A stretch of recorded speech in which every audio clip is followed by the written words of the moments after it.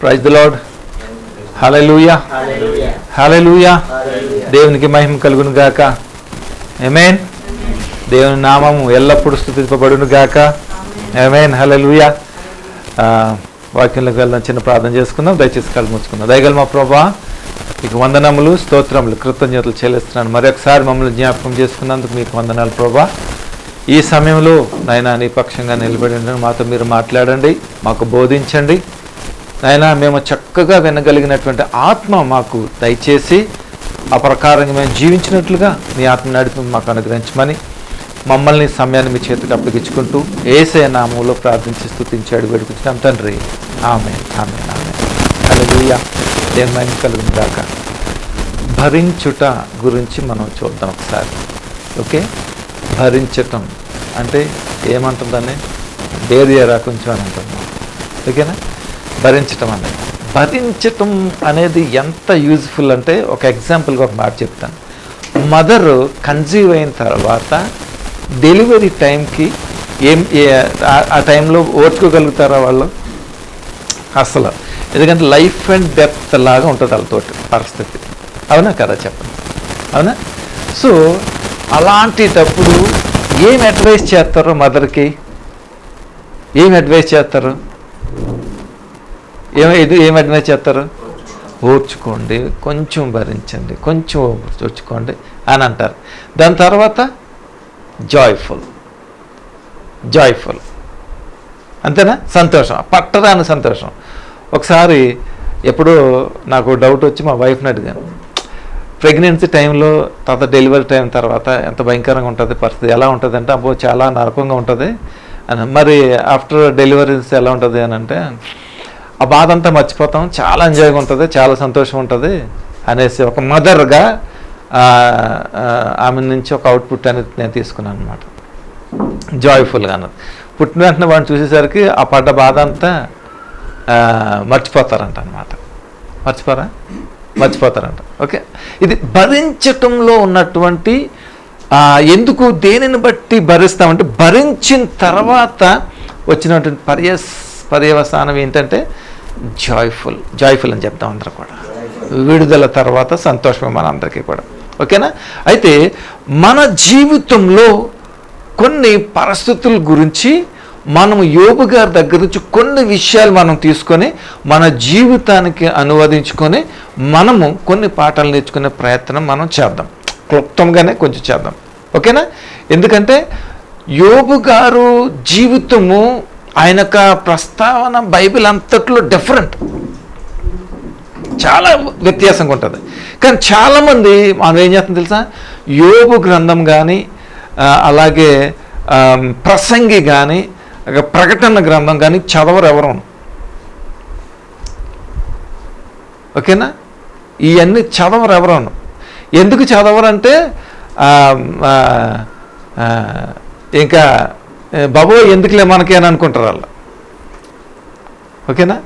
ప్రసంగి ఒకటి ఇవన్నీ కూడా చదవరు. ఎందుకంటే ఎందుకు అని అనుకుంటారు వాళ్ళందరూ కూడా. కానీ అది చదివితే ఖచ్చితంగా మనల్ని మనం స్కాన్ చేసుకోవచ్చు, మనల్ని మనము ఐడెంటిఫై చేసుకొని మనం ఎవరు అనేది ఖచ్చితంగా ఆ గ్రంథాలు మనకి నేర్పిస్తాయి. ఖచ్చితంగా మనకు నేర్పిస్తాయి. ఆ ప్రకారంగా నడిచినప్పుడు మన జీవితంలో ఓటమి అనేది రాదు. పైగా ఈ లోకము మీద ఎప్పుడు ఆశ అనుకుంటుంది. ఈ లోకాన్ని మనం ఎలా చూడాలో, ఏ డైమెన్షన్లో చూడాలో ఆ డైమెన్షన్లో మనం చూస్తాం. అందుకనే వీఆర్ సేఫ్ అనమాట. మ్యాక్సిమం మనం ఎందుకు పోతామో తెలుసా? ఈ లోకం గురించి మనం పోతాం. నమ్మితే ఎస్ అని చెప్పండి. అందుకని ఈ పాఠాలలో కనుక మనం వెళ్ళినట్లయితే మనము నాకు మ్యాక్సిమం తెలిసినంత 102% దేవునితో మ్యాక్సిమం దగ్గరగా బ్రతికే ఆ గొప్ప ఆ సన్నివేశం లేదంటే ఆ ఉద్దేశాలు, ఆ నడవడిక మనకు ఉంటుంది అనమాట. కానీ స్కిప్ చేస్తారు చాలామంది కూడా. అది స్కిప్ చేయకూడదు. ఒకవేళ అర్థం అవ్వకపోతే అర్థం చేసుకోవాలి తప్ప.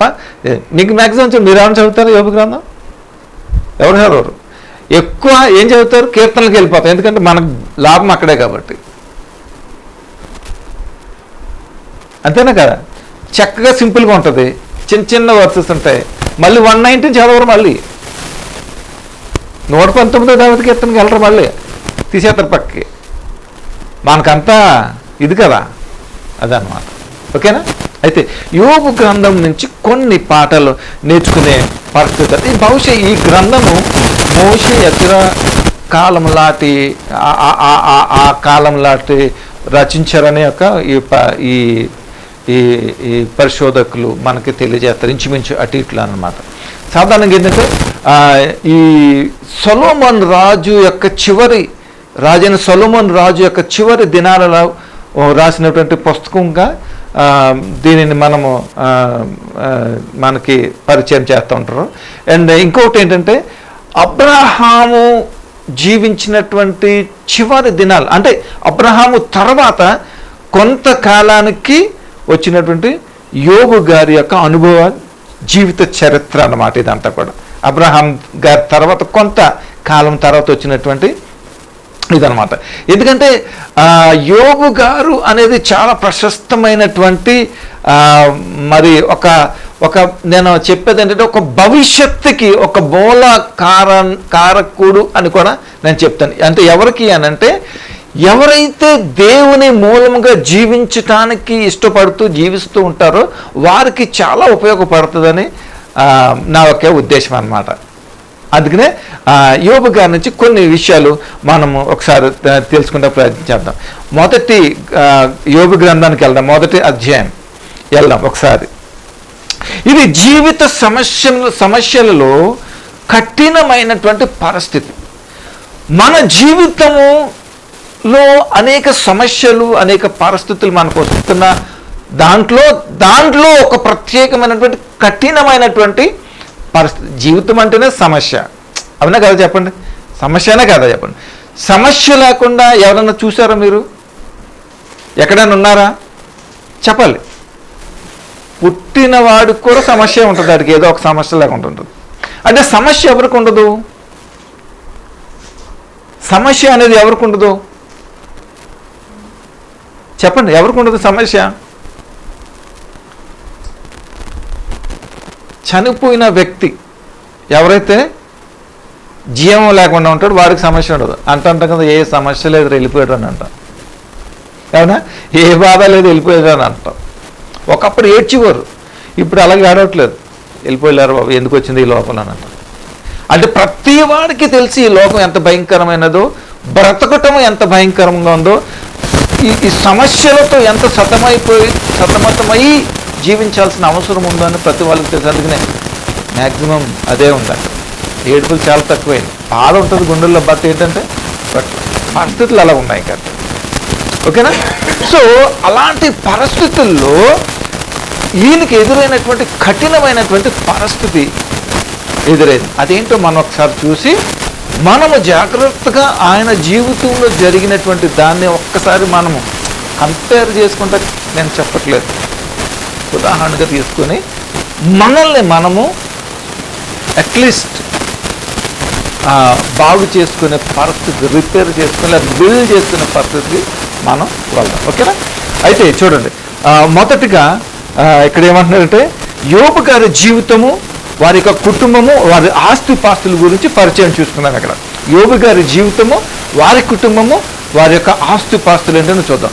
యోబు గ్రంథము మొదటి అధ్యాయం నుంచి మొదటి వచనం నుంచి 5 వచనముల వరకు వారి యొక్క ఇంట్రడక్షన్ అంటే వారి జీవితం, వారి కుటుంబం, వారి ఆస్తిపాస్తులు, వారికి ఏమైతే కలిగి ఉన్నాయో మొదటి అధ్యాయము మొదటి నుంచి 5 వచనం వరకు మనం చూద్దాం. నేను చదువుతుంటాను, ఒకసారి మీరు గమనించండి. ఊజు దేశమునందు యోబు అని ఒక మనుష్యుడుండెను. అతడు యథార్థవర్తనుడును న్యాయవంతుడునై దేవుని యందు భయభక్తులు కలిగి చెడుతనమును విసర్జించిన వాడైన. దేవుని స్తోత్రం కలుగును గాక. ఇక్కడ ఏమంటున్నాడో చూడండి, ఇక్కడ ఉండెను. అతడు 7 కుమారులను 3 కుమార్తెలను కలిగిరి. అతనికి 7,000 గొర్రెలను 3,000 ఒంటెలను 500 జతల ఎడ్లను 500 ఆడుగాడిదలను కలిగి బహుమంది పనివారును అతనికి ఆస్తిగా నుండెను గనుక తూర్పు దిక్కు జనులందరిలో అతడే గొప్పవాడుగా ఉండెను. అతని కుమారులందరూ వంతుల చొప్పున అనుదినము ఒకరినొకరు తమ తమ ఇండ్లలో విందు చేయని కూడినప్పుడు తమ ముగ్గురు అక్క చెల్లెండ్రు తమతో కలిసి అన్నపానములు పుచ్చుకొనవలెనని వారిని పిలిపించుచు వచ్చిరి. ఓకే, వారి వారి విందు దినములు పూర్తి కాగా యోబు తన కుమారులు పాపము చేసి తమ హృదయములలో దేవునిని దూషించురేమో అని వారిని పిలువనంపించి వారిని పవిత్రపరచి అరుణోదయమున లేచి వారిలో ఒక్కొక్కరి నిమిత్తము, చూసారా, వారిలో ఒక్కొక్కరి నిమిత్తమై దహన బలిని అర్పించుచు వచ్చెను. ఓకే, యోబు నిత్యము అలాగూ చేయుచుండెను. ఇది ఆయన యొక్క కుటుంబము, ఆస్తి, తన జీవితానికి కావాల్సినటువంటి పరిస్థితి. ఓకేనా, మొదటి అధ్యాయంలో ఒకసారి చూసినట్లయితే ఇక్కడ ఏమంటున్నాడంటే, ఊజు దేశమందు యోబు అనొక మనుష్యుడు ఉన్నాడట. అతను ఎలాంటి వాడంట, ఏమంటున్నాడు చూడండి, యథార్థ వర్తనుడును న్యాయవంతుడునై దేవుని యందు ఎలా అంట, భయభక్తులు కలిగిన వాడును కలిగి చెడుతనమును విసర్జించిన వాడట. దేవునికి స్తోత్రం కలుగును గాక. ఏమంట, ఆయన యథార్థ వర్తనుడంట, న్యాయవర్తనుడంట, చెడుతనమును విసర్జించి దేవుని యందు భయభక్తులు కలిగిన వాడట. అందుకనే అంత గొప్పవాడయ్యాడు ఈయన. ఇక్కడ ఒకసారి చూద్దాం. ఇప్పుడు ఈయన పరిశుద్ధతను కాపాడుకున్నటువంటి వ్యక్తిగా మనం ఇక్కడ చూస్తున్నాం. యథార్థమైనవంతుడు అని అన్నాడు అనుకోండి, యథార్థమైన వాడు అని అన్నాడు అనుకోండి, దేంట్లో ఎలా ఉంటాడు యథార్థంగా? ఏ విషయంలో కూడా ఆయన కాంప్రమైజ్ అని అవ్వడు. ఏ విషయంలో కూడా రాజీ పడకుండా ఆయన జీవిస్తాడు. ఓకేనా, యథార్థంగా ఉంటాడు. న్యాయవంతుడు అంటే ఎలా ఉంటాడు? ఏది కూడా ఎదుటి వారిది ఆశించకుండా తనను బట్టే న్యాయముగా నడుచుకోవాలనే ఒక ఉద్దేశం ఉంటుంది. చెడుతనమును విసర్జించాడంట. అయితే ఇవన్నీ ఉన్నప్పుడు పరిశుద్ధుడే కదా ఆల్మోస్ట్, అంతేనా కాదు చెప్పండి, పరిశుద్ధుడేనా కాదు? అయితే ఒక్కటి మాట, దీనికి ముందుగా ఒకసారి ఆది కాండంలో మనం చూసినట్లయితే, ఎప్పుడైతే మరి నోవాహు మరి జల ప్రళయం తర్వాత అయిపోయిన తర్వాత అరారోతు పర్వతం మీద అది ఉన్నప్పుడు, నేలంతా ఆరినప్పుడు దేవుడు బయటికి పిలిచాడు, డోర్స్ తీసి బయటికి పిలిచాడు. ఎవరిని పిలిచాడు? నోవాహుని పిలిచాడు. ఇంకెవరిని పిలుస్తాడు? నాకు అలా చెప్తా నేనేం చేయను, ఎవరన్నా ఉన్నాడు ఏంటి అక్కడ, మొత్తం తీసేశాడు కదా. నోవాహు, నీ భార్య, నీ కుమారులు, నీ కోడలందరూ బయటకు రండి, ఇవన్నీ కూడా బయటికి జీవచరులు అందరూ కూడా బయటకు పంపించేయండి అని చెప్పేసి అన్నాడు. అక్కడ ఏమన్నాడు తెలుసా? నేను నరుని యొక్క హృదయము ఆది నుంచి చెడిపోయింది కాబట్టి నేనక ఈ యొక్క క్రియ ఇలాంటి నాశనమైనది నేను ఇంకెప్పుడు చేయనని దేవుడు చెప్పాడు. ఆల్మోస్ట్ అలాగే అర్థమైంది కదా. అంటే అదే బేసిక్స్లో మానవుని విషయంలో ఒకవేళ అది ఉండొచ్చు, కానీ దానిని కాపాడుకోవటమే గొప్ప లక్షణం. ఇక్కడ ఏమన్నాడు? చెడుతనమును విసర్జించి దేవుని యందు భయభక్తులు కలిగిన వాడై ఉన్నాడు యోబు. యథార్థవంతుడు, న్యాయవంతుడుగా ఉన్నాడు. అయితే ఇక్కడ ఇవన్నీ ఉన్నాయి అని అంటే ఈయన పరిశుద్ధత కాపాడుకుని పరిశుద్ధుడిగా జీవిస్తున్నాడనే లెక్క. అసలు పరిశుద్ధత ఏంటి? పరిశుద్ధంగా అంటే ఎలా ఉండాలి? పరిశుద్ధంగా ఉండాలి అని అంటే నేను అలా ఉండాలి అని అనుకున్నాను అనుకోండి, ఎలా ఉండాలి? ఇప్పుడు ఆయన చెప్పారు కదా, ఆయన చాలా కష్టపడి పైకి వచ్చాడు అన్న. ఇప్పుడు అలా ఉండాలి అని అనుకుంటే ఏం చేయాలి? మనం ఫోటోలు ఎట్టుకుంటే సరిపోతుందా? ఏం చేయాలి? We need to do something అన్నమాట. మనం ఆయనకి లాగా కాకపోయినా మనకిచ్చిన తాళాంతును బట్టి మనం చేసినప్పుడు ఖచ్చితంగా ఆ రూపం మనకు వస్తుంది కదా. అవును కదా, ఈయన కూడా అలా ఉన్నాడు రా అని అంటారు కదా అప్పుడు, అవునా కదా, అంటారు లేదా? ఇప్పుడు పరిశుద్ధత అంటే ఏంటంటే, పరిశుద్ధుడిగా ఎవరున్నారు? ప్రభువు ఉన్నాడు, దేవుడు ఉన్నాడు. మనం పరిశుద్ధులుగా ఉండాలంటే ఎలా ఉండాలి? ఆయన పోలి ఉండాలి, అంతే సింపుల్. అంతేనా అంటారు కదా, అంటారు అంతేనా? ఆయన పోలి నడుచుకోవాలి. అందుకే పౌలు గారు ఏమంటాడు? నేను ఆయన పోలి నడుచుకుని, ఆయన పరిశుద్ధుడైనా కదా, అది బీరుగా ఉందాక పరిశుద్ధుడైనా అపుస్తులైన పౌలు అని ఉంటుంది, సెయింట్ పాల్ అని అంటారు లేదా చెప్పండి. ఓకేనా? అది ఎందుకు? పరిశుద్ధత అనేది ఆయన కాపాడుకున్నాడు కాబట్టి. అయితే ఇక్కడ ఒక మాట చెప్తున్నాను చూడండి, పరిశుద్ధతకి దాంట్లో నుంచి డిస్క్వాలిఫై అయిన వాళ్ళు ఒకసారి మనం చూద్దాం. ఎందుకంటే మనకు అర్థమవుతుంది, మనం వాళ్ళని క్రిటిసైజ్ చేయట్లేదు, లేదా తక్కువ చేయట్లేదు, మనల్ని మనం సరి చేసుకోవడానికి చెప్తున్నాను.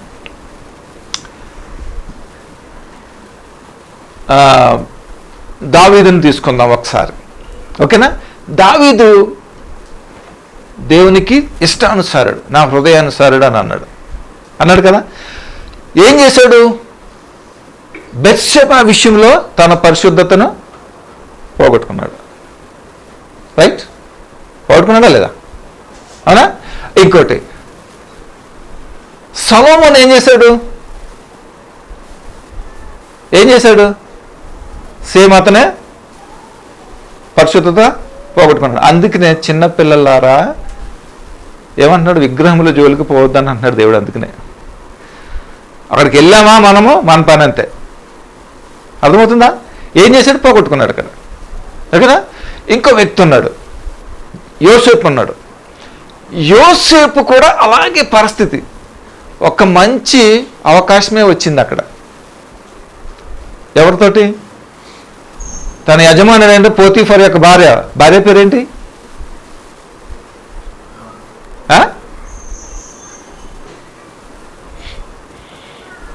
ఏంటి? తన మీ యజమానురాలు యొక్క భార్య ఏం చేసింది? మంచి ఆఫర్ ఇచ్చింది. ఎందుకు ఇచ్చింది? యోసేపు ఇస్ ద బ్యూటిఫుల్ మ్యాన్, చాలా హ్యాండ్సమ్ పర్సన్.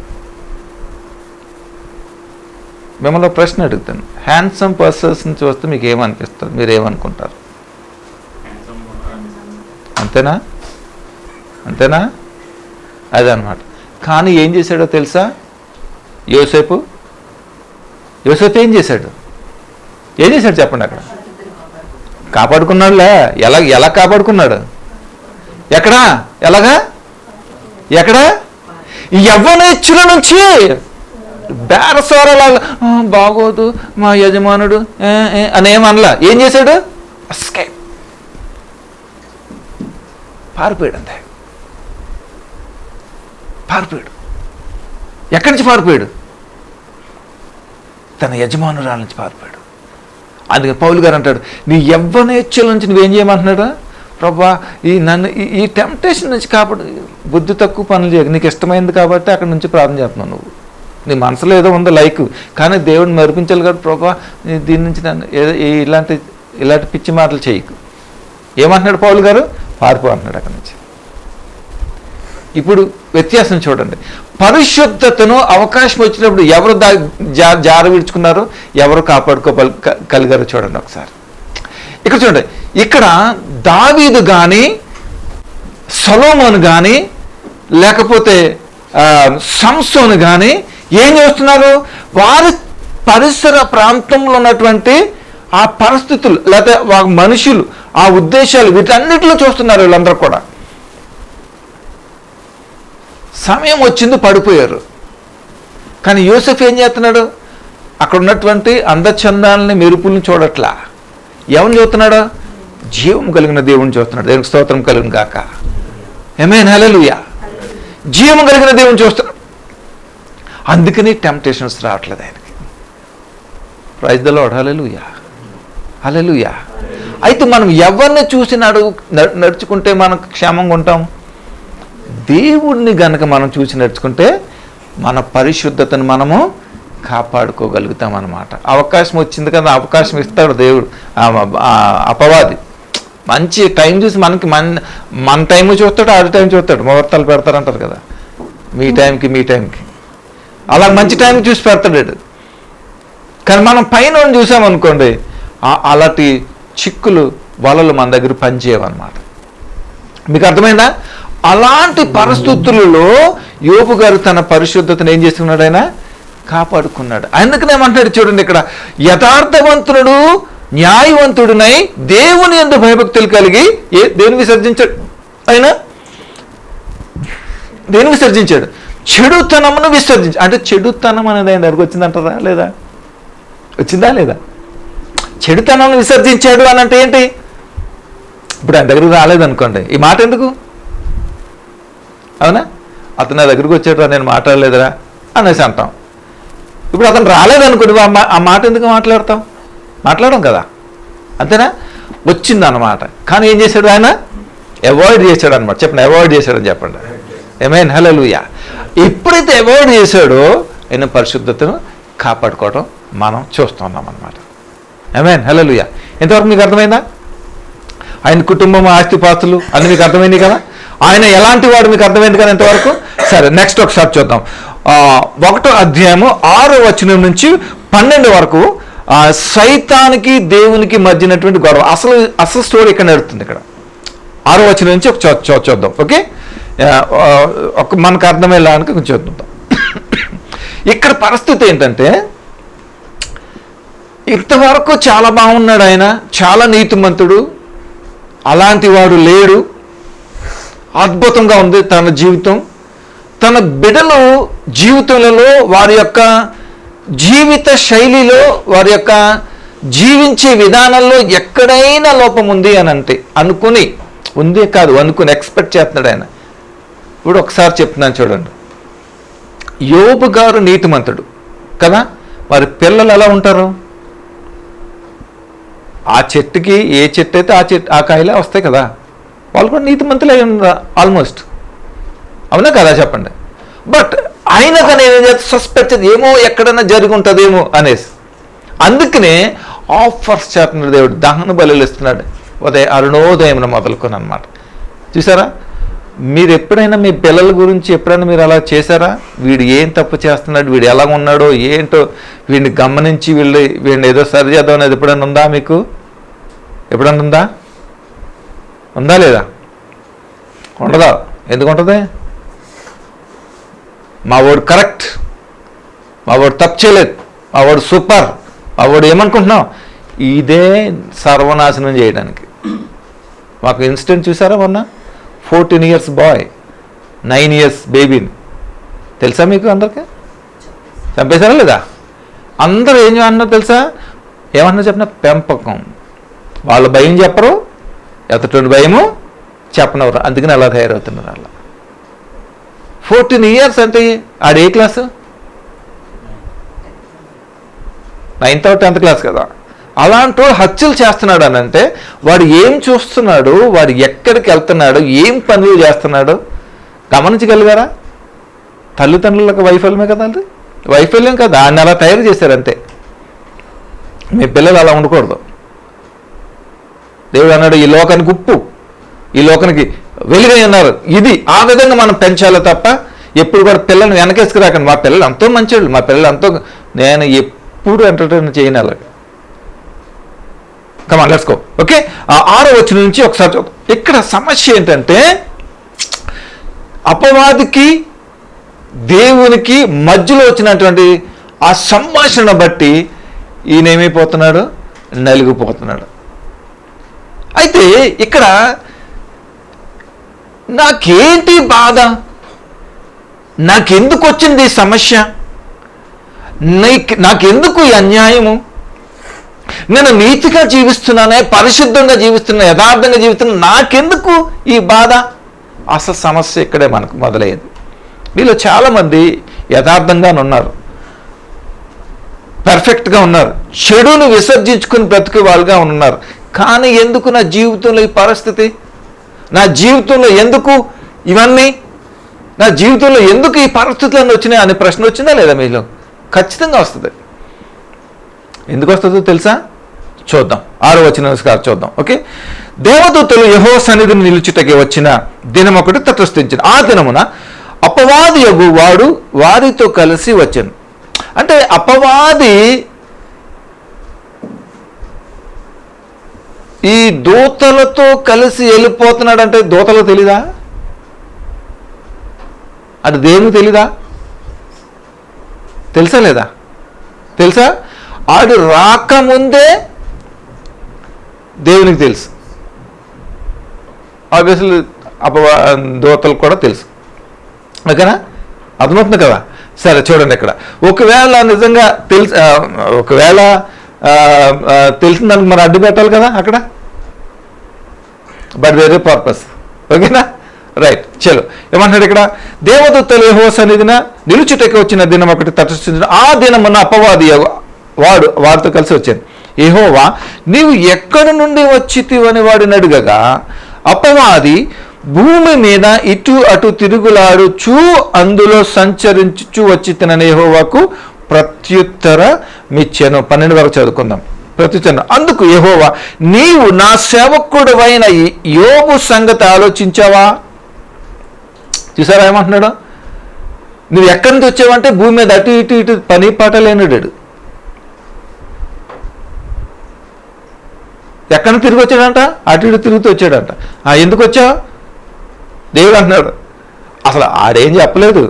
అసలు ఎందుకు వచ్చేవారంటే ఆడేం చెప్పలేదు, దేవుడే చెప్తున్నాడు. ఎందుకు తెలుసా? ఎందుకు తెలుసా? నన్ను చంపడాకే అన్నాడంట. ఎందుకు చెప్పనా? నీ మీద దేవునికి ఉన్న నమ్మకం, దేవునికి స్తోత్రం కలుగును గాక. ఆమేన్, హల్లెలూయా.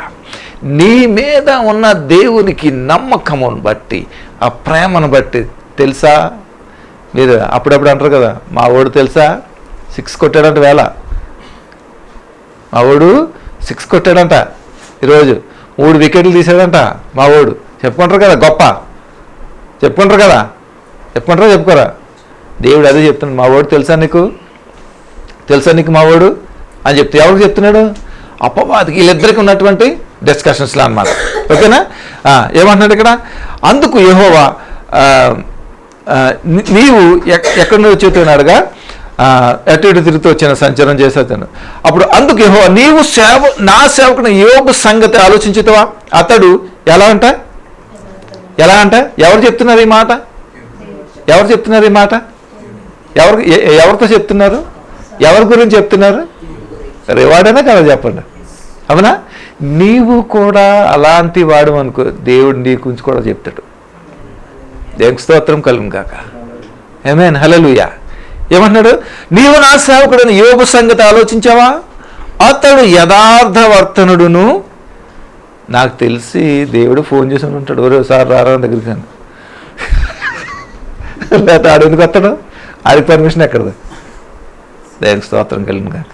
ఏదన్నా ఆడికి ఫోన్ చేసి, లేకపోతే దూతకు ఫోన్ చేసి, ఒరే నన్ను ఒకసారి పైకి రమ్మను అని అంటాడు. అపాయింట్మెంట్ ఇస్తాను. ఆడు అపాయింట్మెంట్ లేకుండా ఆడు ఎందుకు వస్తాడండి? అవునా? నా ఆలోచన అంతే. మీరు గురంగా అనుకోకండి. ఆడికి అంత రైట్స్ ఉంటాయి, వీళ్ళు అక్కడే కూర్చుంటారు వీళ్ళు. అవునా? ఎవడు పడతాడు వీళ్ళు, ఎలా వెళ్ళిపోతాడు, ఎవడు వెళ్ళాడు? పైన ఉన్నాడు కిందకి రాలేడు, కింద ఉన్నాడు పైగా వెళ్ళాడు, దూతలు తప్ప, ఆయన తప్ప. అంతేనా? అందుకని దేవుడు ఏదో చేసాడు, ఏదో చేస్తూ ఉంటాడు దేవుడు. మరే మామూలు కాదు కదా దేవుడు కదా. మరి okay, comma let's go. Okay, సంగతి చేసా. ఏమంటున్నాడు? అతడు యథార్థవర్తనుడును న్యాయవంతుడునై దేవుని యందు భయభక్తులు కలిగి ఏంటంట? చెడుతనమును విసర్జించిన వాడు. తర్వాత ఏమంటున్నాడు? భూమి మీద అతని వంటి వాడు ఎవడునో లేడు. ఈ మాట ఎంతమంది విన్నారు? ఈ మాట భూమి మీద ఇలాంటి వాడు లేడు అనే మాట ఎంతమంది విన్నారు? మోషే, సాత్వికుడు, ఈయనంతా లేవడం. ఇంకొకరు ఎవరు? సొలొమోను, జ్ఞానం, నీలాంటి వాడు ఇంకెవరు ఉండడు అన్నమాట. ఇంకెవరు?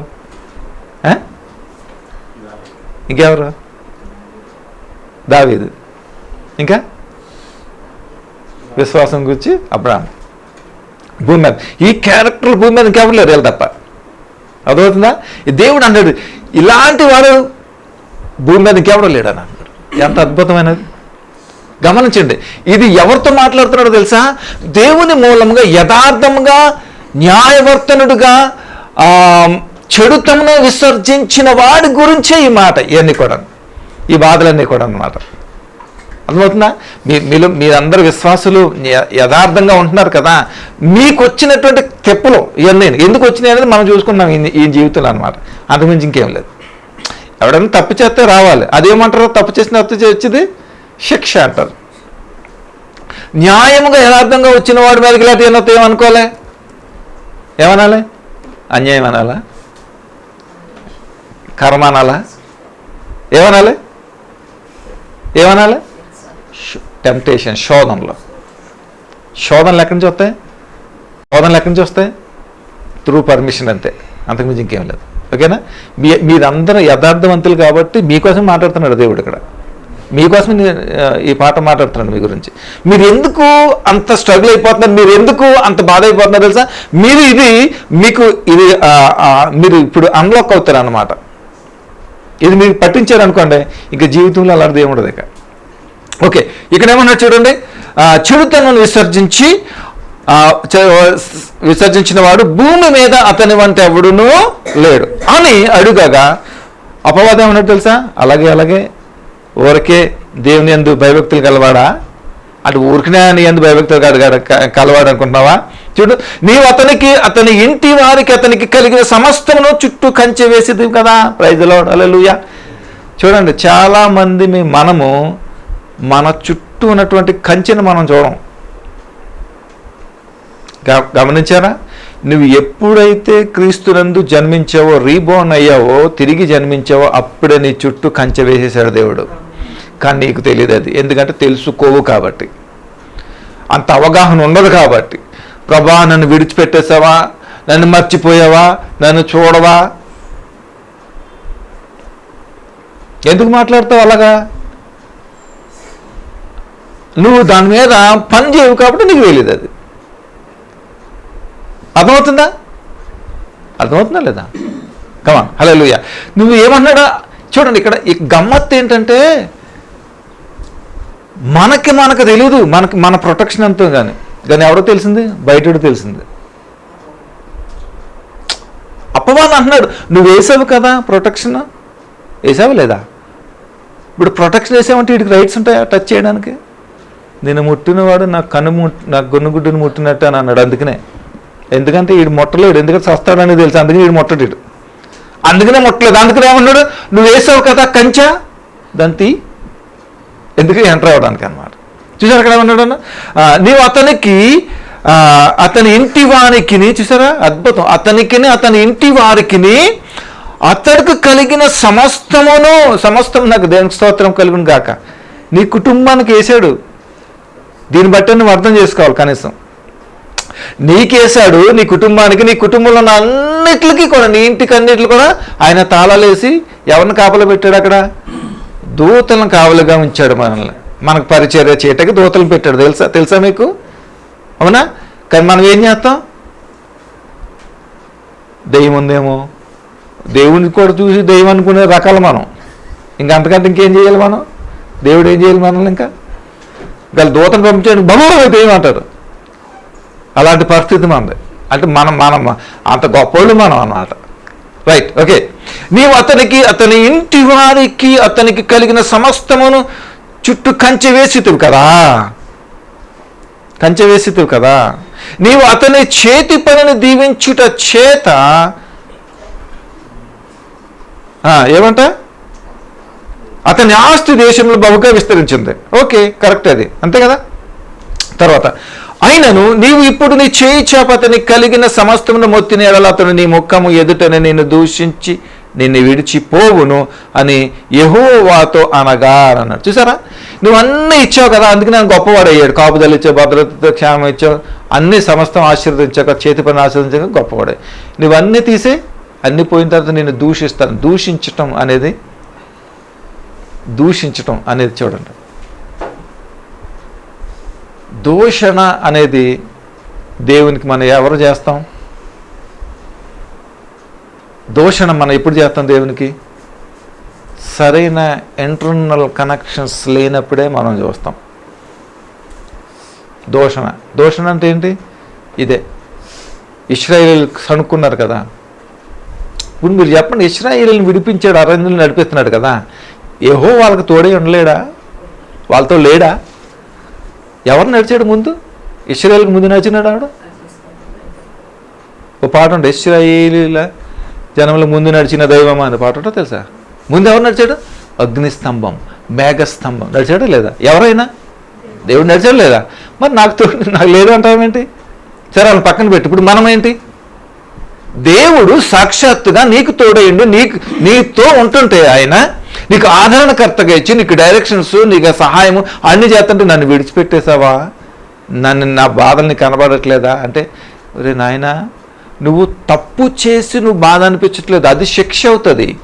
నువ్వు యథార్థవంతుడు కాబట్టి, నీతిమంతుడు కాబట్టి, చెడుతనమును విసర్జించిన వాడు కాబట్టి, నువ్వు దేవునిని నమ్ముకున్నావు కాబట్టి ఈ పరిస్థితి నీకు వచ్చింది. ఎందుకు తెలుసా? నిన్ను నీవు బయలుపరచుకోవటానికి, నిన్ను బయలుపరచటానికి ఈ లోకంలో దేవుడు చేసినటువంటిది. ఇప్పుడు ఫర్ ఎగ్జాంపుల్ ఒక మాట చెప్తున్నాను. మొదటి అధ్యాయంలో మొదటి కొన్ని విషయాలు చదువుకున్నాం, 1 నుంచి 5 వచనాలు. ఈ ప్రకారంగా జీవించి ఆయన కాలం ముగించాడు అనుకో, ఎవరికైనా తెలుస్తుందా యోబు గారి గురించి? తెలుస్తుందా? ఎవడ బ్రతుకైనా మారుతుందా? దేవుడు మహింపరచగలుగుతాడా? అవునా కదా? చెప్పండి ఒకసారి. అవునా? దేవుడు మహింపరచబడాలి అని అంటే ఏం చేయాలి? నీ లోపల ఉందో తీయాలి బయటకు. నేను లోపల ఉన్నది తీయాలంటే ఏం చేయాలి? నిన్ను నెలగొట్టాలి. నూనె ఎలా వస్తుంది? దాంట్లో వేసి గానుగులో తిప్పితే అప్పుడు వస్తుంది అన్నమాట పరిశుద్ధ తైలం. అర్థమవుతుందా? ఇక్కడ దూషించి అని అంటున్నాడు. ఏమంటున్నాడు ఇక్కడ? అపవాదికి తెలుసు నువ్వు దూషిస్తావని. ఆయన ఎంత మేలు చేసినా నువ్వు దూషిస్తావని అపవాదికి తెలుసు, నీకు ఇంకా తెలియదు అప్పుడు దూషించేంతవరకు. అర్థమవుతుందా? అదే అంటున్నాడు ఇక్కడ. ఎందుకంటే అపవాది ఏమంటున్నాడు? అతను నిన్ను దూషిస్తాడు అని అంటే ఏంటి దానికి అర్థం? యోబు గారి యొక్క బలహీనతను చూసేస్తున్నాడు ఇక్కడ. అర్థమైందా మీకు? యోబు గారి యొక్క బలహీనతను పట్టుకున్నాడు అక్కడ. కానీ దేవుడైనా ఏం చేస్తున్నాడు? తన నమ్మకత్వాన్ని పట్టుకున్నాడు అక్కడ. చూడండి ఇద్దరు, ఇది నీకే మాట్లాడుతున్నాడు దేవుడు. దేవుడు నీ మీద నా నమ్మకత్వాన్ని పట్టుకున్నాడు ఆయన. అపవాది నీ వీక్నెస్ని పట్టుకుంటున్నాడు ఆయన. అర్థమవుతుందా లేదా మీకు? అర్థమవుతుందా? నీ ఓటు దేనికి వేస్తావు? దేనికి వేస్తావు తెలుసా? నువ్వు ఎప్పుడైతే ధరించుకుంటావో నువ్వు ఓర్చుకుంటావు. సణుగుకొను, నువ్వు దూషించవు ధరించుకున్నప్పుడు. అపోస్తులైన పౌలు ధరించుకున్నాడు. ఎవరిని ధరించుకున్నాడు? క్రీస్తుని ధరించుకున్నాడు.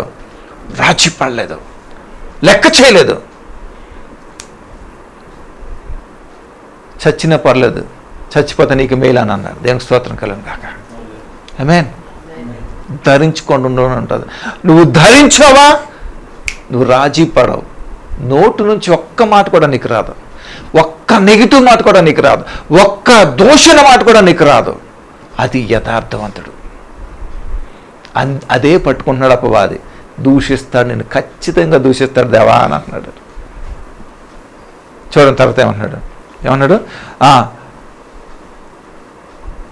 ఇప్పుడు యెహోవా అనగా యెహోవా ఇది అతనికి కలిగిన సమస్తమును 11 నుంచి, అయినా నువ్వు ఇప్పుడు నీ చేయి చేప అతనికి కలిగిన సమస్తమును మొత్తిని ఎడల అతడు నీ ముఖము ఎదుటనే దూషించి నిన్ను విడిచిపోనని యెహోవా అనగా, యెహోవా ఇదిగో అతనికి కలిగిన సమస్తమును నీ వశమున ఉన్నది, అతనికి ఎంత మాత్రం ఏ హాని చేయకూడదని అపవాదికి సెలవీయగా వాడు యెహోవా సన్నిధి నుండి బయలుదేరాడు. చూసారా? పర్మిషన్ ఇచ్చాడు దేవుడు. అతనికి ఏం హాని చేయొద్దు, అతని ఆస్తిపాస్తులన్నీ నీతోనే ఉన్నాయి. ఓకేనా? ఇవన్నీ ఎవరికి వస్తున్నాయి? ఓకే, ఇప్పుడు వరకు ఏంటి? ఇది అపవాదికి దేవునికి మధ్యలో ఉన్నటువంటి డిస్కషన్ బట్టి జరిగింది ఇక్కడ. ఓకేనా? 1 నుంచి 5 వచనాలు ఏం చూసుకున్నాము? ఆయన యొక్క ఆస్తి, కుటుంబము, పరిస్థితులన్నీ చూసుకున్నాం. ఇప్పుడు 6 నుంచి 12 వరకు ఏం చేస్తున్నాయి? దేవునికి అపవాదికి ఉన్నటువంటి మధ్యలో సంభాషణను బట్టి ఎంత జరిగింది. మీకు అర్థమవుతుందా? అర్థమైంది కదా? ఇప్పుడు ఇంకో మాట చూద్దాం. ఇక్కడేమంటున్నాడంటే యోబుపై విపత్తులు ఒకసారి చూద్దాం. 13 నుంచి ఒకసారి చూద్దాం. 1:13 నుంచి 19 యోబు మీద విపత్తులు ఒకసారి చూద్దాం. Okay sir. ఒక దినమున యోబు కుమారులను కుమార్తెలను తమ అన్న ఇంట భోజనము చేయొచ్చు. చూసారు? ఇందాక ఏమనుకున్నాము? మొదటి 5 వచనాల్లో వారి వంతుల చొప్పున వారు విందుకు చేస్తున్నారు. అక్కడ వారి అన్న ఇంట భోజనానికి విందు వచ్చింది అక్కడ. ఓకేనా? ఒక దినమున యోబు కుమారులను కుమార్తెలను తమ అన్న ఇంట భోజనము చేయొచ్చు, ద్రాక్షారసము పానము చేయొచ్చునుండగా ఒక దూత ఆయన వద్దకు వచ్చి, ఎద్దులు, నాగలి, దున్నుచు గాడిదలు వాటి సమీపమున మేయుచునుండగా షెబాయీయులను వాటి మీద పడి వాటిని పట్టుకొని పోయి ఖడ్గముతో పనివారిని హతము చేసిరి. జరిగినది నీకు తెలియచేయుటకు నేనొక్కడనే తప్పించుకొని వచ్చి ఉన్నాను నేను. అతడు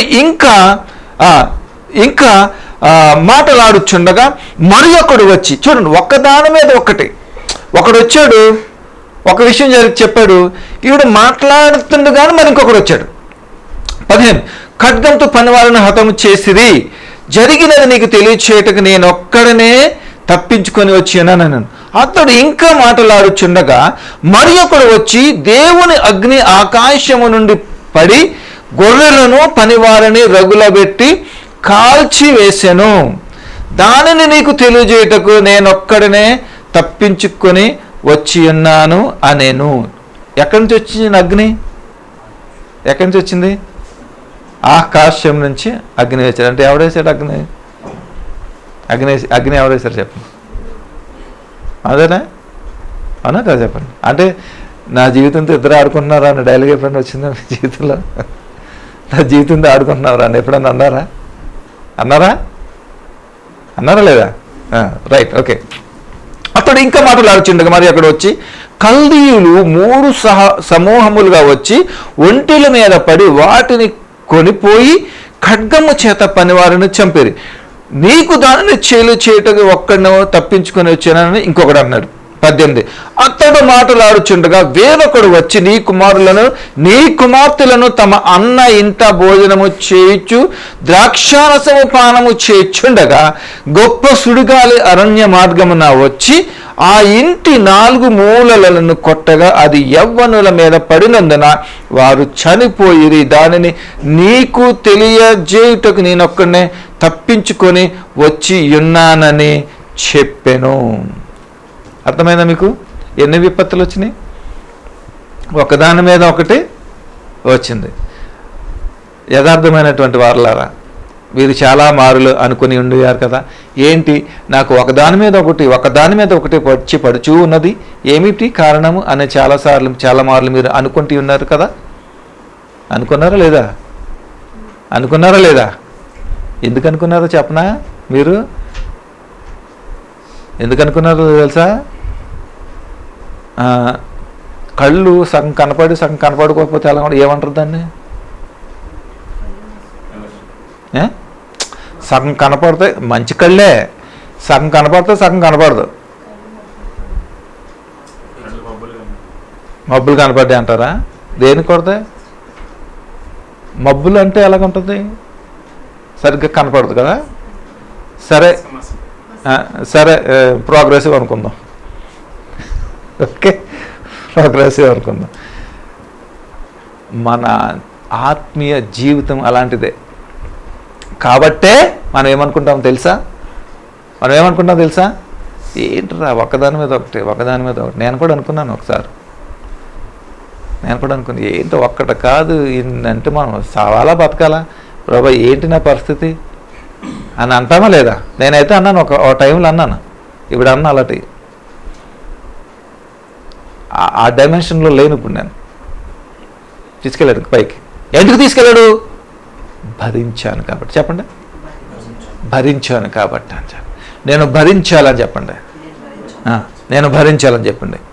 అప్పుడు 20 అప్పుడు యోబు లేచి తనపై వస్త్రములను చింపుకొని తల వెంట్రుకలు గొరిగించుకొని నేల మీద సాష్టాంగపడి నమస్కారము చేసి ఏమన్నాడు చూడండి. మనమైతే ఒక్క మాటగా డైలాగులు తెగరాస్తాం అసలు కదా, తెగరాస్తాం అసలు. ఉద్యోగం కనుక ఏమన్నా టీట ఏంటంటే నువ్వు ఉన్నావా, నువ్వు పోయావా, నువ్వు పట్టించుకున్నా, అసలు అసలు దేవుడు కూడా పనిచేయడు అసలు ఆ రైటింగ్కి. అంత బాగా రాస్తాం మనం. అంత కదా బాగా దీవించనుకో, ప్రభా స్తోత్రం ప్రభా అంతే. అదే దేవుడు పరీక్ష పెట్టాడు అనుకో, లేనిపోయిన బూతులు మాట్లాడతాం. మళ్ళీ అన్యుడు కూడా మాట్లాడడం అలాగే, ఖచ్చితంగా మాట్లాడతాం అలా మాట్లాడతాం. అవునా? Okay, let's go. సాగిలిపడి నమస్కారం చేసి ఇట్లా ఏమన్నాడు? నేను నా తల్లి గర్భంలో దిగంబరినై వచ్చి తిని దిగంబరినై ఎక్కడికి తిరిగి వెళ్ళేదను. యెహోవా ఇచ్చెను, యెహోవా తీసుకొని పోయెను, యెహోవా నామమునకు స్తుతి కలుగును గాక. ఈ సంగతులలో ఏ విషయమందును యోబు, సరిగ్గా చూడండి, పాపం చేశాడా? ఏం పాపం చేశాడు? అక్కడ ఏం పాపం చేశాడు? ఏ పాపమును చేయలేదు. దేవుడు, అబ్బా ఎంత మంచి మాట, ఏమంట? అన్యాయము చేసిననే చెప్పలేదు. మనం ఎప్పుడైనా అన్నామా, ప్రభా చాలా అన్యాయం ప్రభా, న్యాయం చేయ ప్రభా అని అన్నాము ఎప్పుడన్నా? అన్నా లేదా? ప్రభా అన్యాయం ప్రభా అని అన్నావా? 103 దేవత కీర్తనలో మాట అంటారు కదా, దేవుడు ఆకాశంను తొంగి చూడగా పాపం లేనివాడు ఒక్కడును. ఇప్పుడు చెప్పండి, న్యాయం చేయి ప్రభా అని అడిగా మనకు మన బతికేమైపోతుంది చెప్పండి. అందుకనే వెనక ముందు తెలుసుకొని మాట్లాడాలి. దేవునితో మాట్లాడినప్పుడు ఆయన ఏమనుకుంటున్నావు? చీఫ్ ఆయన. నువ్వెవరితో మాట్లాడుతున్నావు తెలుసా? ఎవరితో సంభాషిస్తున్నావు తెలుసా? నిన్ను చేసి, నిన్ను సృజించి, నిన్ను పెంచి పోషిస్తున్నటువంటి సృజనాత్ముడు ఆయన. ఆయనతో మాట్లాడుతున్నాం. బీ కేర్ఫుల్, జాగ్రత్తగా మాట్లాడు. అవునండి? ఏమంటున్నాడు ఇక్కడ? ఏమన్నాడు చూడండి ఇక్కడ.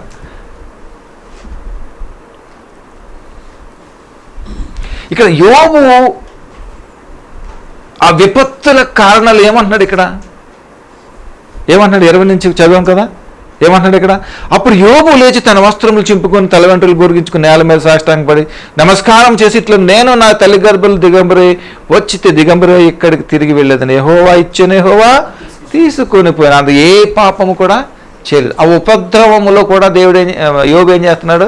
తన యథార్థతను ఆయన విడిచిపెట్టుకోలేదు, పోగొట్టుకోలేదు, టెంప్ట్ అవ్వలేదు. వాళ్ళకాలం అనుకుంటున్నారా? తన ఆస్తులన్నీ పోయినాయి, చివరికి తన సంతానం కూడా పోయింది. తన భార్య తప్ప. ఎందుకు ఉంచుతాడో తెలియదు భార్యని దేవుడు. భార్యను మాత్రం వదలడు. మరి ఏంటో నాకే అర్థం అవ్వలేదు ఇప్పటికి. 2 కాదు, ఒకటే. ప్రైజ్ గాడ్, హల్లెలూయా, ఆమేన్, హల్లెలూయా. తర్వాత సైతాను యోబు యొక్క ఆరోగ్యం మీద పడి ఎలా దెబ్బతీస్తుందో చూద్దాం. 2వ అధ్యాయం. దేవదూతలు యెహోవా సన్నిధి నిలుచుటకే వచ్చిన మరి ఒక దినం మళ్ళీ వచ్చిందంట. మళ్ళీ వెళ్ళాడు వీడు. ఎంతవరకు కావాలి ఇంతవరకు ఏం చేశాడు? మొత్తం నాశనం చేశాడు. ఏం లేదు. యోబు గారు తన భార్య తప్ప ఇంకా ఏమీ లేదు. 2:1 నుంచి 6 వచనం. ఓకేనా? ఇది యోబు గారి మీద యోబు గారి యొక్క ఆరోగ్యం మీద దెబ్బతీయడానికి ప్లాన్ చేశాడు. చూడండి, దేవదూతలు యెహోవా సన్నిధి నిలుచుటకే వచ్చిన మరి ఒక దినము తటస్థింపగా వారితో కూడా అపవాది యెహోవా సన్నిధిని నిలుచుటకే వచ్చాను. యెహోవా నువ్వు ఎక్కడి నుండి వచ్చితివిరా అని అడగగా అపవాది, భూమిలో నుంచి వచ్చాను, అటు ఇటు తిరిగి మరి ఇంకేం చేయను, నువ్వు ఇచ్చిన అవకాశం వాడుకున్నాను కానీ నాకేం పని అవ్వలేదు అంటున్నాడు ఇక్కడ. అవునా? నాకేం పని అవ్వలేదు సార్, ఇక్కడ మళ్ళీ వచ్చానని అన్నాడు. మరి ఏం చెప్పాను అన్నాడు. మళ్ళీ చెప్తున్నాడు చూడు. అందుకు యెహోవా, 3వ వచనం, అందుకు యెహోవా నీవు నా సేవకుడైన యోబు సంగతిని ఆలోచించుతావా? 2వ మారిది. ముందు ఎక్కడ మాట్లాడాడు? ముందు మాట్లాడాడు కదా. ఇది 2సారి ఆలోచన. అతడు యథార్థవర్తనుడును న్యాయవంతుడునై దేవుని యందు భయభక్తులు కలిగిన వాడు, చెడుతనమును విసర్జించి భూమి మీద అతని వంటి ఎవడును లేడు అని మళ్ళీ ఏం చెప్పాడు? దేవుడు కితాబిచ్చాడు. అవునా లేదా? చెప్పండి. లేడు. నిష్కరణముగా తనని పాడు చేయటకు నీవు నన్ను ప్రేరేపించినను అతడు ఇంకా తన యథార్థతను వదలక నిలకడగా నున్నాడనగా అపవాదం ఏమన్నా చూడండి. చర్మము కాపాడుకొనుటకే, చర్మమును తన ప్రాణమును కాపాడుకొనుటకే తనకు కలిగిన యావత్తును నరుడిచ్చును కదా. ఇంకొకసారి నీవు చేయి చాపి అతని ఎముకలను అతని దేహమును మొత్తిని ఎడల అతడు నీ ముఖము ఎదుటనే దూషించి నిన్ను విడిచిపోను. మళ్ళీ ఇంకో ట్రైల్ వేసాడు. ఏమంటున్నాడు? ఈ శరీరము ఇవన్నీ ఉన్నాయి కదా, ఓకేనా, నువ్వు వాటి మీద నేను నువ్వు కనుక చూడు. దేవుని కాపుదల గమనించండి. ఎంత స్టెప్ బై స్టెప్ ఎన్ని కాపుదలు, ఎన్ని భద్రతలు దేవుడు మనకి ఇచ్చాడు. ఆస్తిపాస్తుల మీద తన కుటుంబం మీద ఇచ్చాడు, పర్మిషన్ ఇచ్చాడు, దేవుడు తీసేశాడు. పక్కన ఇప్పుడు ఏమంటున్నాడు, ఆరోగ్యం మీద దేవుని కాపుదల ఉందా లేదా? దీన్ని బట్టి నాకు ఎంత కాపుదల ఉందని అనిపించిందా లేదా? మీకు అనిపిస్తుందా లేదా? నాకున్న ఆరోగ్యం మీద దేవుడు నాకు ఇచ్చిన భద్రత కాపుదల ఎంత ఉందని అనిపించుకుంటున్నారా లేదా? నేను అవునా లేదా? చూసారా? దీన్ని బట్టి మనం గ్రహించాలంతే. ఓకేనా? మళ్ళీ ఏమంటున్నాడు అక్కడ, నువ్వు ఇచ్చావు కదా, నీ ముఖం మీదటే అతను నిన్ను దూషిస్తాడు. అందుకు యెహోవా, అతడు నీ వశమునున్నాడు, అతని ప్రాణము మాత్రము ముట్టొచ్చు. చూసావా? దేవుడు మహిమ కలుగును గాక. అతను నీ వశమునున్నాడు, ఆరోగ్యం వరకు నీకు పర్మిషన్ ఇస్తున్నాడు, కానీ ప్రాణం మాత్రం నీకు పర్మిషన్ ఏమని అన్నాడు. అంటే ఎంత ఎక్కడికక్కడ ఎంత భద్రత కాపుదలు ఇచ్చాడో చూడండి ఇక్కడ. ఇది పాత నిబంధన కాలంలో ఉన్నటువంటి భద్రత. ఇప్పుడు మనకి ఎంత ఉందో తెలుసా? ఎంత ప్రొటెక్షన్ ఉందో తెలుసా? మనకి ఎంత ఉందో తెలుసా? అసలు ఈ ప్రొటెక్షనే చాలా ఎక్కువ అసలు. కానీ ఇప్పుడు ఇంకా ఎక్కువ ప్రొటెక్షన్ ఇచ్చాడు దేవుడు మనకి. 7 times ఇచ్చాడు దేవుడు మనకి. హల్లెలూయా, దేవునికి స్తోత్రం కలుగును గాక. ఇంక నిన్ను ముట్టేవాడు ఎవడో, నిన్ను తాకేవాడు ఎవడిక? ఎవడు కూడా లేడు నీకు. ఆమేన్, హల్లెలూయా. తర్వాత చూడండి, సైతాను యోబు యొక్క ఆరోగ్యం మీద దెబ్బతీయడం. 7 నుంచి 8 వచనం చూడండి ఇక్కడ. అందుకు యెహోవా, అతడు నీ వశంలో ఉన్నాడు కాబట్టి సెలవిచ్చాను. కాబట్టి అపవాది యెహోవా సన్నిధి నుండి బయలు వెళ్ళి అరికాలు మొదలుకొని నడినెత్తి వరకు బాధలు కురుపులతో యోబును మోత్తెను. అతడు ఒళ్ళు గోక్కొనుటకై చిల్ల పెంకు తీసుకొని బూడిదలో కూర్చుండగా అతని భార్య వచ్చి, నీవు ఇంకను ఎందుకయ్యా అని అంటుంది. ఇక్కడ ఏమంటున్నాడు? 8. ఓకే, అతను ఒళ్ళు గోక్కున్నట్టుగా చెల్ల పెంకు కూడా కూర్చున్నాడు. అంటే అతనికి మొత్తం శరీరం అంతా కూడా ఏం చేశాడు? డ్యామేజ్ చేసి పడేసాడు, మొత్తం తీసి పడేసాడు మొత్తం అంతా కూడా. ఇంకా గోక్కోవటానికి కూడా ఆయనకి ఏం తీసుకున్నాడు? అక్కడ బూడిదలో కూర్చున్నాడు. అక్కడ ఎక్కడ కూర్చున్నాడు? అంతకుముందు ఎక్కడ కూర్చునేవాడు? యోబు గారు ఎక్కడ కూర్చునేవాడు ఆయన? అంతకుముందు అతను ప్యాలెస్లో కూర్చునేవాడు ఆయన. ఇప్పుడు ఎక్కడ కూర్చున్నాడు ఆయన? ఎక్కడ కూర్చున్నాడు? బూడిదలో కూర్చున్నాడు. బూడిదలో ఎలా కూర్చున్నాడు? తన ప్యాలెస్లో ఎలా కూర్చున్నాడు అలాగే కూర్చున్నాడు ఇక్కడ కూడా, దీనుడిగా. చూడండి, ఇక్కడ యోబు గారు ఒబే అవుతున్నాడు ప్రతి కండిషన్కి, ప్రతి పరిస్థితికి. యోబు గారు ఏం రికగ్నైజ్ చేస్తున్నాడో తెలుసా? Without my father, without my lord permission nobody can touch me అని అంటున్నాడు ఇక్కడ. అందుకనే ఒబే అవుతున్నాడు ఇక్కడ. అందుకనే ఏం చేస్తున్నాడు? భరిస్తున్నాడు ఆయన. దేవునికి స్తోత్రం కలుగును గాక. ఏం చేస్తున్నాడు? ఆ నిశ్చయత ఉంది కాబట్టి ఏం చేస్తున్నాడు? భరిస్తున్నాడు. తన పార్ట్నర్ ఉన్నాడు. తన గురించి కూడా ఒకసారి చూద్దాం. ఓకేనా? యోబు గారు భార్య, సూపర్. 9వ వచనం చూద్దాం ఒకసారి. 1:9. అతని భార్య వచ్చి, నీవు ఇంకను యథార్థతను చూసావా? అందుకనే చెప్తున్నాను, సినిమాల్లో ఎవరిని చూపిస్తాడు? ఎవరిని చూపిస్తారు? దెయ్యం. చూసావా? వాళ్ళ భార్య జీవనం వెళ్తా, నువ్వు ఇంకా యథార్థతను విడిచిపెట్టవా అంటే సపోర్ట్ చేస్తున్నాను అనమాట. ఎవరికి? వాళ్ళ బ్రదర్కి. ఎవరు వాళ్ళ బ్రదరు? ఆడ అంటున్నాడు, నువ్వు అనుకు చెయ్యి, నీ మాట అంటాడు. ఇదొక పెద్ద ఇది కదా. ఎవరన్నా ఇంట్లో ఏదైనా రికమెండేషన్ కలిపి నువ్వు చెప్తే సరిపోద్ది. అమ్మగారు చెప్తే సరిపోతుంది. అంతేనా తమ్ముడు? అంతేనా? నువ్వు చెప్తే మనం చెప్తే చాలు. ఆవిడ చెప్పి చేయొచ్చు కదా, వెళ్ళొచ్చు కదా, ఓకే చేస్తాను. అక్కడ ఎవరిని వాడాడు అపవాది? యోబు గారి భార్య కూడా చాలా మంచిదే, కానీ ఎక్కడ పోతుంది? అంతే కదా.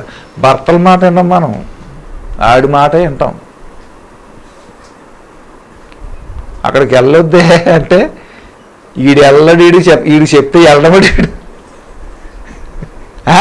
వీడికి చెప్తే వెళ్ళమడి అని వీడు చెప్పు నిద్రపోతాడా అని చూసి ఆ నిద్రపోయినాక నెమ్మదిగా లేచి, మన దగ్గర చాలా ఉంటాయి జిమ్మికలు కదా, వెళ్ళి చేసేసి వచ్చేసింది అంతే. ఏమంటే నేను నాకేం చేయను, ఇదన్నమాట. తిరిగి మళ్ళీ మన మీద వేసేది మళ్ళీ ఇక్కడ. ఎవరు ఊరకడు కదా గొర్రె, మన మీద వేసేదాను అదనమాట. చూడండి 9. అతని భార్య వచ్చి, నీవు ఇంకను యథార్థతను వదలుకుందువా? దేవుని దూషించి ఏమంట? దేవుని దూషించి మరణము కమ్ము. యోబు గొప్ప సమాధానం ఏంటంటే చూడండి 10వ వచనం ఏమన్నాడు? కమ్ము. అందుకు అతడు, మూర్ఖురాలు మాట్లాడినట్లు నీవు మాట్లాడుచున్నావు. మనము దేవుని వలన మేలు అనుభవించుదుమా, కీడు మనం అనుభవించ తగదా అనేను. చూసారా ఎంత అద్భుతమో! అది నీతిమంతుడు యథార్థవంతుడు మాట్లాడే ఉచ్చరింపు అలా ఉంటుంది. తన భార్య ఏమంటుంది? సావు ఇల్లు అంటుంది. అంటుందా? డైరెక్ట్గా అన్నదా లేదా? చాలామంది భార్యలకు భర్తల యొక్క విలువ తెలియకపోవచ్చు, కానీ నా దేవుడికి తెలుసు. దేవునికి స్తోత్రం కలుగును గాక. ప్రతి భర్తలను దేవుడు కాపాడును గాక. ఎంత దారుణం అండి! చచ్చిపోమంటుంది.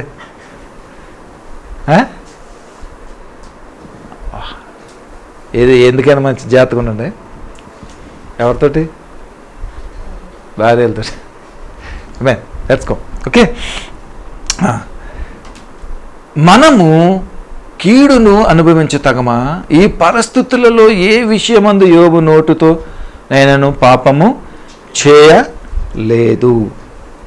చేశాడా పాపము? 2వ మారు చేశాడా? ఎక్కడ కూడా మాట తోలలేదు, ఏమి చేయలేదు. ఎందుకు తెలుసా? భరించాడు అని చెప్పండి. భరించాడు అని చెప్పండి. దేవునికి స్తోత్రం కలుగును గాక. హల్లెలూయా. చివరికి ఒక మాట చెప్పి నేను ముగిస్తాను.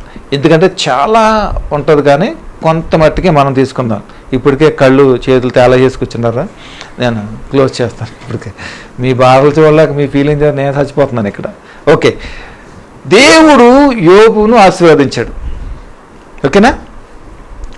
42వ అధ్యాయంకి వెళ్దాం.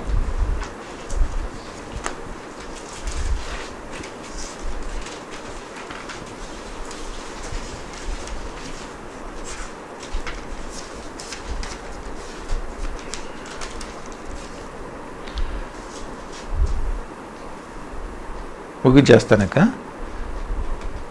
42వ అధ్యాయము 10వ వచనం నుంచి కొన్ని మాటల నుంచి చదువుతాను. 10 నుంచి 15 వరకు. ఓకే, అయిపోతుంది, వెళ్ళిపోదాం. ఇంతవరకు మీకు అర్థమైందా? ఎంతమందికి అర్థమైంది? అర్థమైందా? ఎవరిని శోధించాడు దేవుడు? యోబునే. తెలుసా అందరికీ? అది యోబు ఎవరు? అది అంత బాగా అర్థమైంది మనకి.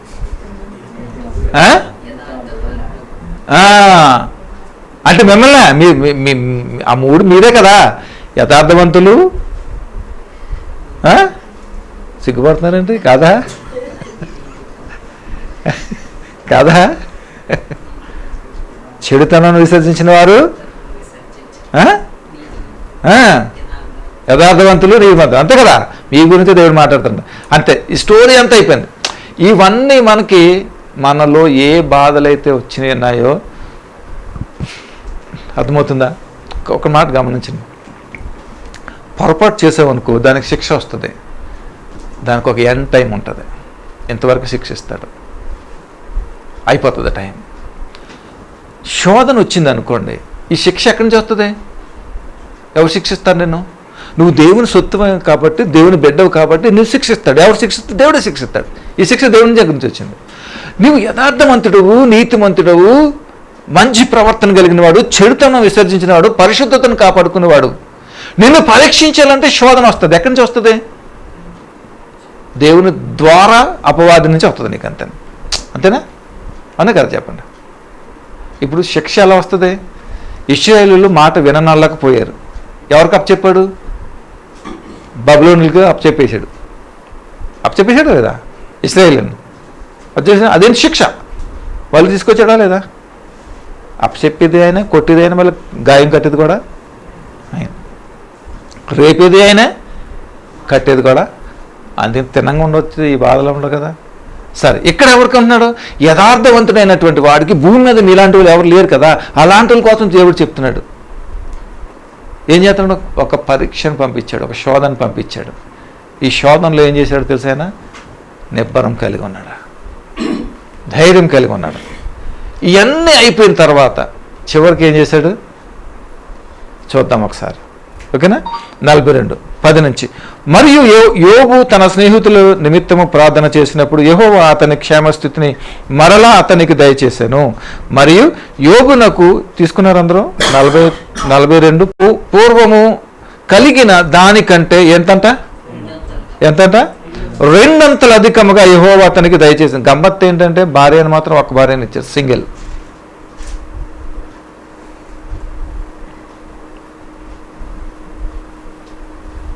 ఎవరు మాట్లాడట్లేదు. సరే, నేను ముందుకెళ్తాను. ఒకతోనే వాళ్ళకి చెప్తాను, మరి ఇంకోటి ఎందుకు అబ్రాంగర్లాగా. అది పరిస్థితి. ఓకే, 2 అధికంగా యెహోవా అతనికి దయచేసింది. అప్పుడు అతని సహోదరులందరూ అతని అక్క చెల్లెండ్రందరూ అంతకు ముందు అతనికి పరిచయులైన వారు వచ్చి అతనితో కూడా అతని ఇంట అన్నపానములు పుచ్చుకొని యెహోవా అతని మీద రప్పించిన సమస్త బాధలను గూర్చి ఎంతలేసి దుఃఖములు పొందితివని అతని కొరకు దుఃఖించుచు అతని నోదార్చిరి. ఇదియుగాక ఒక్కొక్కడు, చూసారా, మిమ్మల్ని మీ కష్టాల్లో ఉన్నప్పుడు అందరు దూరం అయిపోతారు. తిరిగి దేవుడు మిమ్మల్ని దీవించాడు అనుకో, అందరూ మళ్ళీ నీ దగ్గరకు వచ్చేస్తారు టకటకటకటకమని.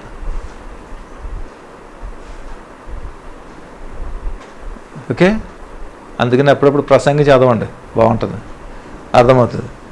వచ్చి ఇదిగాక ఒక్కొక్కడు తన వరహాను, ఒక్కొక్కడు బంగారు ఉంగరమును అతనికి తెచ్చి ఇచ్చాను. యోబు యెహోవాను మొదట ఆశీర్వదించిన దానికంటే మరి అధికంగా ఆశీర్వదించిన అతనికి 14, ముందుకి ఇప్పటికి టాలీ చేసుకోండి, అతనికి 14,000 గొర్రెలను, 6,000 ఒంటెలను, 1000 జతల ఎడ్లను, 1000 ఆడు గాడిదలను కలిగాను. మరియు అతనికి 7 కుమారులను, 3 కుమార్తెలను కలిగిరి. అతడు పెద్దదానికి యమీమా అనియు, 2వ దానికి కెజియా అనియు, 3వ దానికి కేరమహపుక్కును అనియు పేర్లు పెట్టెను. ఆ దేశమంతటను యోబు కుమార్తెలు అంత సౌందర్యవంతులు. చూసారా, అంతకుముందు సౌందర్యవంతులు అన్నాడా, ఇప్పుడు చూడు సౌందర్యవంతులు కనబడలేదంట అసలు. దేవునికి స్తోత్రం కలుగును గాక. వారి తండ్రి వారి సహోదరులతో పాటు వారికి స్వాస్థ్యముల నిచ్చెను. ఆమేన్, హల్లెలూయా. దేవునికి స్తోత్రం కలుగు. ఇచ్చేసాడా లేదా? 2 పోర్షన్ ఇచ్చాడా లేదా? ఈ క్రీస్తునందు ఉన్న వారికి 7 రెట్టింపు దేవుడు మీకు ఇస్తాడని గ్రహిస్తాడు. దేవునికి స్తోత్రం కలుగును గాక. చూసారా, మీ యథార్థతలో కూడినటువంటి ఏదైనా శోధన కానీ పరీక్ష కనుక వస్తే మీరు ధరించిన దానిని బట్టి మీరు ఏం చేస్తారో భరిస్తారు. మీరు భరించట్లేదు అనంటే మీరు ధరించలేదు అనే అర్థం, సింబాలిక్గా. మీకు అర్థమైందా? అందుకనే మీరు ఏది పోగొట్టుకున్నా మీ జీవితంలో తిరిగి 2 దేవుడు మీకు అనుగ్రహిస్తాడు అని ఈ పాఠమును బట్టి మన జీవితంలో మనం నేర్చుకుందాం. ఏమన్నా నేర్చుకున్నారా? ఏమన్నా అర్థమైందా? దేవుడు ఈ మాటలు దీవించి ఆశీర్వదించును గాక. ప్రార్థన చేసుకుందాం. దయగల ప్రభువా, మీకు స్తోత్రాలు, వందనాలు. ఇంతవరకు నాయనా మాతో మాట్లాడిన విధానంకే మీకు వందనాలు.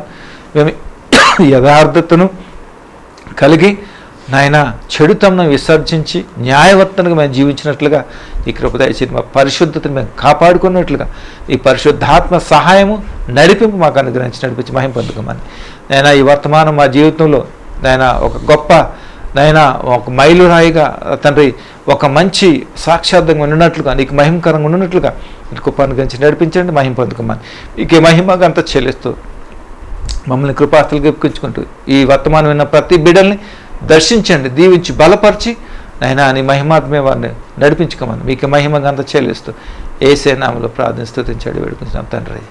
ఆమేన్. God bless you. దేవుడు దీవించును గాక. ఆమేన్.